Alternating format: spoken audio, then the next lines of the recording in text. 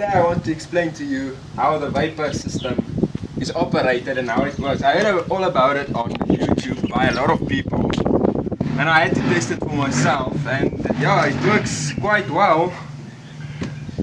So firstly I'll just explain what I did and how it works. Firstly I had to make some space for this 5-litre bottle. This is just a demo just to test it.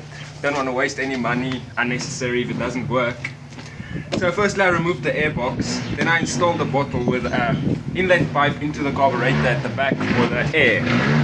So what happens is these two pipes sucks the air through. While this one sucks the air, it sucks bubbles, makes bubbles, and then the vapor agitates, and then the vapor gets sucked into the carburetor through the air intake, and it goes straightly direct to your chamber, to your intake chamber, and then it ignites. Now these valves are used to regulate your air and stuff.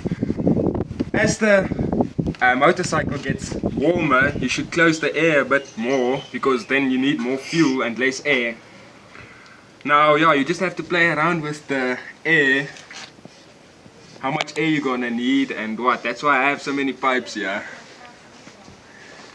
Yeah, this valve over here is also one of the air valves. Yeah, I just adjusted. While I'm driving, I just adjusted, that's why it's on the steering with duct tape and some rope. And yeah, it's quite well. It works quite well. Just working in progress.